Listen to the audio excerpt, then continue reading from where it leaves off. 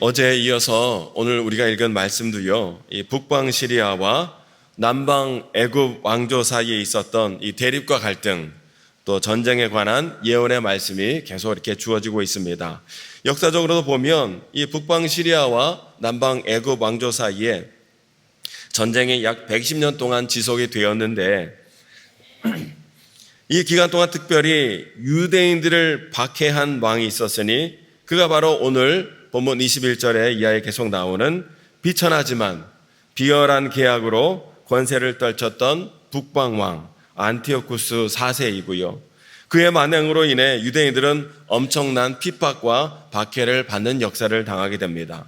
오늘 본문을 보면 이 책의 북방왕의 등장, 북방왕의 계략, 이렇게 소제목으로 계속 우리가 쭉 기록된 것을 읽어봤는데, 오늘 본문은요, 이 안티오쿠스를 주목하는 가운데 북방왕 안티오쿠스 4세가 누구인지, 또 성도는 이러한 고난과 환난을 받을 때 어떻게 이 모든 것들을 이겨나가야 되는지에 대해서 우리에게 말씀을 해주는데, 그것들을 살펴보면서 함께 은혜를 나누기를 원합니다. 21절 보면요, 또 그의 왕위를 이을 자는 한 비천한 사람이라 나라의 영광을 그에게 주지 아니할 것이나 그가 평안한 태를 타서 속임수로 그 나라를 얻을 것이며 하고 말씀하고 있습니다. 북방 시리아 왕조에서 8번째 왕으로 오른 자가 바로 북방왕 안티오쿠스 4세라는 것이죠. 그는 원래 태생적으로는 결코 왕이 될 수 있는 자가 아니었지만 그는요, 온갖 간계와 술책과 속임수를 써서 왕위에 오른 자였다라는 것입니다. 그는 자신의 탁월한 계략과 술책으로 이 왕위에 올랐을 뿐만 아니라 이 남방 애굽의 대부분을 쳐들어가 공격함으로 많은 부분을 정복하는 업적도 세웠다라는 것이죠. 뿐만 아니라 역사자료에 의하면 그는 공공시설을 만들어서 백성들의 지지와 인기를 얻고자 했고, 또 거리에 나타나 민심을 사기도 했다 기록하고 있는 것을 보게 됩니다. 그런데 그의 행동은 날이 갈수록 광기를 더했다는 것이에요. 특히 예루살렘 성전에 우상을 세워서 유대인들 하여금 그 우상을 섬기도록 강조했고요, 또 하나님이 정하신 율법도 지키지 못하게 강요했다라는 것이에요. 무엇보다 안티오쿠스 4세는요, 역사자료에 의하면 자신을 에피파네스라 부르도록 했다는 것입니다. 에피파네스가 무슨 뜻이냐면 신의 현현이라는 뜻이에요. 그러니까 자기를 신으로 부르라 그렇게 강요했다라는 것이죠. 그러나 사람들은 안티오쿠스 4세를 에피파네스, 신의 현어로 부르지 않고 에피마네스로 불렀다는 거예요. 에피마네스는 무슨 뜻이냐면 미치광이라는 뜻이었다는 것입니다. 그러니까 사람들은 그를 신이 아니라 미치광이로 불렀던 그런 사람이었다는 것이죠. 그의 평소 행적이 어떠했는지를 짐작하게 하는 대목입니다. 오늘 본문 21절은 이 미친 사람, 비천한 사람인 안티오쿠스 4세가 이러한 속임수와 계략과 술책으로 왕이 될 것임을 예언하고 있는데요, 인간의 역사가 바로 이와 같다는 거예요. 세상에서 아무리 탁월하고 치적을 많이 이루었다 할지라도 하나님을 대적하고 믿는 자들을 박해한다면 그는 미치광이에 불과하고 비천한 자고 심판받을 자에 불과하다라는 것을 성경이 우리에게 말씀해 주고 있는 것이죠. 22절로 29절의 말씀을 쭉 읽어보면 이 남방 애굽 왕조가 북방 시리아 왕조를 공격하였는데 이 북방 왕 안티오쿠스 4세가 이 모든 공격을 잘 막아내었고요, 뿐만 아니라 이번에는 안티오쿠스 4세가 군사를 규합하여 이 남애굽 왕조를 침공하여 공격하여 많은 부분을 점령했다는 거예요. 소기의 성과를 달성했다는 거예요. 이렇게 남왕조 애굽을 침공하여 소기의 성과를 달성한 안티오쿠스 4세는 돌아가는 길에 많은 재물을 약탈하면서 고국으로 돌아갔는데, 이 고국으로 돌아가는 길에 거룩한 약속을 어기고 자기 마음대로 행했다 28절은 말씀하고 있지요. 이것은 BC 169년에 있었던 예루살렘 성전 약탈 사건을 뜻하는 말씀인데, 이때 안티오쿠스 4세는요, 자기 마음대로 성전의 대제사장을 자기 마음대로 세워놓고 수많은 성전의 기물과 재물을 약탈해 갔다라는 거예요. 이 일이 있은 이후에 안티오쿠스 4세는 재차 남방 애굽 왕조를 공격하여 쳐들어갔는데 이번에는 실패하여 아무 소득 없이 그냥 돌아오게 되었다. 29절은 말씀하고 있습니다. 오늘 성경은 왜 이렇게 안티오쿠스 4세 일에 대하여 자세히 기록하는 가운데 그를 주목하고 있는 것인가 생각했을 때 여러분 23절에 보면요, 안티오쿠스 4세의 이러한 모든 행적은요, 왕이 되고 그가 전쟁을 하고 동맹을 하고 대제사장을 세우고 이런 모든 과정은 온통 거짓으로 점철된 인생과 역사를 그가 살았다는 것이에요. 그러니까 세상에서 뭔가 큰 세력을 이루고 뭔가 큰 일을 이루고 있는 것처럼 보이지만 그 실상은 모두가 다 거짓이요 속임수로 점철된 인생이요 역사더라는 것이죠. 여러분, 이것이 영적으로 우리에게 무엇을 말씀하고 있는 것이겠습니까? 이 안티오쿠스 4세는요, 세상 종말 때에 나타날 적그리스도를 예표하고 있는 말씀인 거예요. 적그리스도는 마지막 때에 나타나 큰 세력을 이루는 가운데 온통 거짓과 속임수로 성도를 미혹하고 유혹하고 핍박하고 공격하게 되리라는 거예요. 때문에 여러분, 마지막 때일수록 성도들은 영적으로 깨어 분별하는 가운데 적그리스도를 분별할 수 있어야 되고 대적마귀를 경계하여 맞서 싸울 수 있어야 되고 오직 예수 그리스도만 주로 믿고 고백하는 가운데 참되고 거짓 없는 성도의 삶을 살아낼 수 있어야 하리라는 것을 오늘 우리에게 말씀하고 있다는 것이죠. 이 시간 간절히 바라기는 오늘 저와 여러분들은 영적으로 오늘도 우리가 깨어 있어 무장하고 있어서 대적을 분별하고 이 영적 싸움에서 이기고 승리하며 나아가는 거룩한 성도의 삶을 살아가는 저와 여러분 모두가 될 수 있게 되시기를 주님의 이름으로 축원합니다. 요즘 신천지와 같은 이단들은요, 대놓고 공격을 하더라고요. 예전에는 신천지는 자신들이 신천지라 밝히질 않았습니다. 근데 요즘은 대놓고 공격하고요, 호수공원 같은 데 보면요, 대놓고 그냥 공격하는 거예요. 대놓고 유혹하는 거예요. 대놓고 미혹하더라고요. 이러한 때일수록 성도들은요, 더욱더 영적으로 분별하고 무장한 가운데 이 영적 싸움에서 이기고 승리하여 나의 성도의 삶을 지키고 가정을 지키고 교회를 지켜나가는 성도의 삶을 살아갈 수 있어야 하리라는 것이죠. 30절 이하의 말씀을 보면 이 안티오쿠스 4세는요, 이 두 번째로 남방 애굽 왕조를 공격해 나갔을 때 이 기띔의 배들 로마 함대를 만나 애굽 원정길에 실패했던 것을 기록하고 있습니다. 이 남방 애굽이 로마와 연합하여 북방 시리아 북방 왕의 공격을 대항했던 것이죠. 이 로마의 힘에 밀려 후퇴할 수밖에 없었던 이 안티오쿠스 4세는요, 들끓는 이 분노를 주체할 길이 없어서 돌아가는 길에 그 분노를 어디에 다 화풀이를 했냐면 예루살렘에서 만행을 저질렀다는 거예요. 이때 이 안티오쿠스 4세가 예루살렘에 들러서 유대인들을 대거 학살하고요, 신앙을 고수하는 사람들을 노예로 팔아버리는 등 엄청난 핍박과 박해를 이때 본격적으로 했다라는 것입니다. 34절에 보면 이 과정에서 수많은 유대인들이 이 안티오쿠스 4세의 만행 때문에 신앙을 포기하거나 그들과 결탁한 사람들이 많이 속출하게 되었다고 말씀하고 있습니다. 그러나 여러분, 이러한 박해 속에서도요, 이러한 심한 박해가 있음에도 불구하고 끝까지 그들의 신앙을 고수한 사람들이 있었으니 32절에 보면 그들을 무엇이라고 말씀하고 있냐면 하나님을 아는 백성이라 말씀하고 있는 것을 보게 됩니다. 한번 말씀해 따라 보실까요? 하나님을 아는 백성.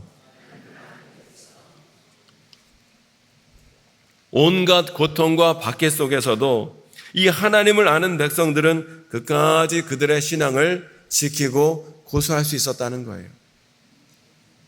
여러분, 많은 적그리스도가 나타나고 있는 마지막 때에 우리의 신앙을 지키고 고수하기 위해서 무엇보다 성도에게 필요한 것은 하나님을 아는 일에 있다는 거예요. 오늘 저와 여러분들은 말씀을 통해서, 기도를 통해서, 무엇보다 성령의 충만함을 통해서 우리 하나님 아버지가 어떤 분이신지 하나님을 더욱더 깊이 알아가는 자로 살아가는 은혜가 저와 여러분들에게 있게 되시기를 주의 이름으로 축원합니다. 여기서 알다 할 때 이 알다라는 것은 히브리어로 야다라는 단어인데 이 야다라는 단어의 뜻은 무엇이냐면 경험적으로 알다라는 뜻이에요. 그냥 지식으로 머리로 알다라는 것이 아니라 경험적으로 체험적으로 알다라는 뜻이라는 것이죠. 그러니까 우리가 하나님을 알 때 그냥 머리로 지식적으로 아는 것이 아니라 체험으로, 경험으로 하나님을 알 때에 우리는 어떠한 위기와 고난이 있다 할지라도 하나님을 저버리는 그런 신앙이 아니라 끝까지 하나님 편에서 하나님을 우리가 믿고 섬기는 이 믿음을 고수할 수 있는 능력을 공급받게 되리라는 거예요. 하나님을 체험적으로 아는 신앙이 우리에게 반드시 있어야 되리라는 것이죠. 안티오쿠스 4세가 이 박해 때에, 안티오쿠스 4세가 행한 이 박해 때에 수많은 유대인들이, 하나님의 백성들이 고난과 핍박을 받았던 것처럼, 여러분 오늘 지금 이 시대에도 많은 성도들이요, 이 모양 저 모양으로 이런 이유와 저런 이유로 많은 고난과 핍박과 환난을 지금도 당하고 있는 것을 보게 됩니다. 왜 하나님은 때로 하나님의 택한 백성들, 성도들에게 이런 고난과 시련의 때를 허락하는 것일까 생각해 봤을 때, 여러분 첫 번째는요, 이 시련을 통해서 우리의 믿음을 강하게 하시기 위해 때로 하나님 백성들에게 고난과 시련을 허락하신다는 사실이에요.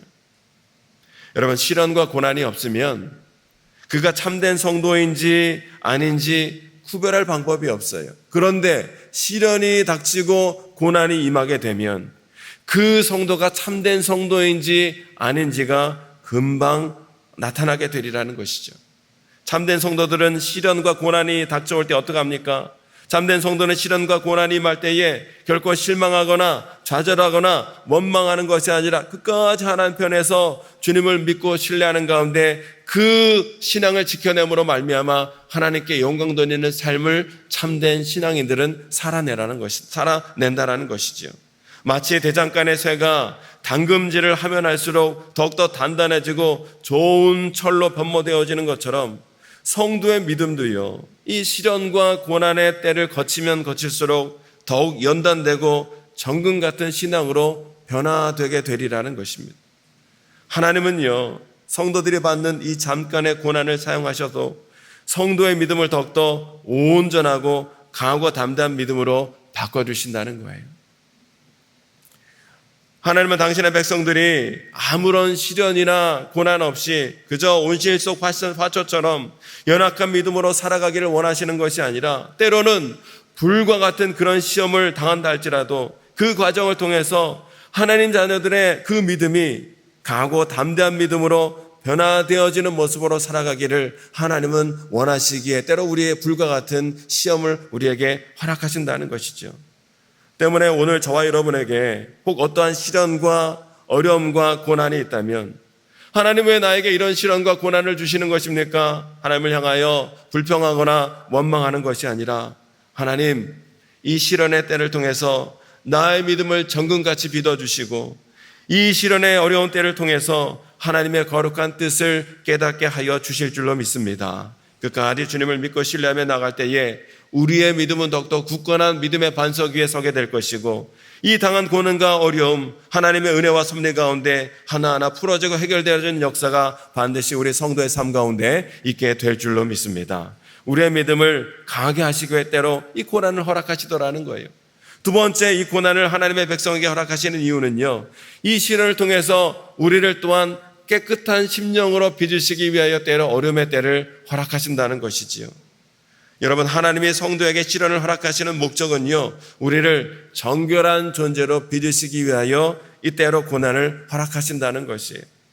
35절의 말씀을 보면 이렇게 기록이 되어 있습니다. 35절 함께 읽어보실까요? 35절 시작. 또 그들 중 지혜로운 자 몇 사람이 몰락하여 무리 중에서 연단을 받아 정결하게 되며 희게 되어 마지막 때까지 이르게 하리니 이는 아직 정한 기한이 남았음이라. 아멘. 하나님의 자녀들은 이 시련 속에서 연단을 받을 때 어떻게 되는 거예요? 더욱더 정결하고 깨끗하게 되어 정결하고 깨끗한 심령으로 하나님을 만나게 되리라는 것이죠. 여러분, 큰 환난과 시련이 닥치면 누구에게나 이것은 큰 고통이기 마련입니다. 시험과 환난을 당할 때에 기쁨으로 그것을 맞이할 사람은 아무도 없어요. 누구나 시험과 환난을 당할 때 어려움을 당하기 마련입니다. 믿음이 연약한 사람들은요, 이 시련과 고통 속에서 믿음을 포기하고 때로는 넘어지기도 하는 것이에요.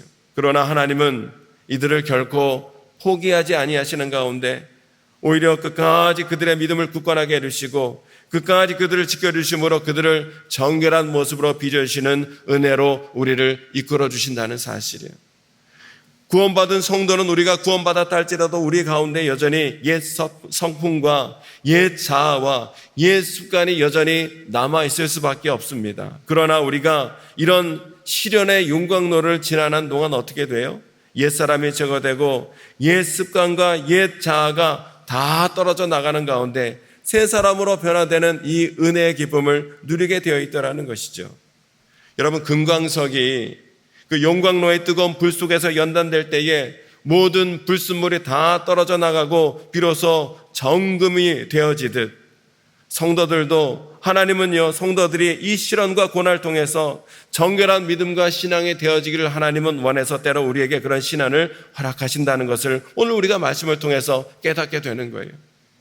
때문에 여러분, 우리가 신앙 가운데 있다 할지라도 낙심하지 말고 좌절하지 아니하고 모든 것을 합력하여 선을 이루신 하나님께서 오늘도 우리의 신앙을 정금과 같이 든든하게 또한 깨끗하게 하나님 빚으시길 원하시는구나. 그러한 하나님의 뜻을 바라보는 가운데 모든 시험을 믿음으로 온전히 이겨나가는 저와 여러분 될 수 있게 되시기를 주님의 이름으로 축원합니다. 이 시간 함께 말씀을 통해 생각하며 기도하기를 원합니다. 하나님, 시련을 통해 오늘도 당신의 백성의 믿음을 강하게 하기를 원하시고 시련과 어려움을 통하여 당신의 백성의 믿음을 정금과 같이 깨끗하고 정결하게 빚으시길 원하사 때로 우리에게 때로는 고난을 허락하시는 줄로 믿사오니 때로 내가 지금 고난과 어려움의 때를 지나가고 있다 할지라도 나의 믿음이 더욱더 굳건해지고 나의 믿음이 더욱더 정결하게 되어지기를 기대하는 가운데 모든 것을 믿음으로 넉넉히 이겨나가는 성도가 될 수 있도록 인도해 주시고 이 모든 것을 통해서 하나님 기뻐하시는 삶을 살아가는 귀한 성도의 삶으로 오늘도 변화되어질 수 있도록 은혜와 믿음을 주님 더하여 주시옵소서. 우리 말씀을 기억하며 기도하시고 우리의 모든 기도 제목을 주님께 놓고 간절히 기도하는 이 시간이 되길 원합니다. 우리 주여 세 번 외치시고 함께 기도하겠습니다. 주여.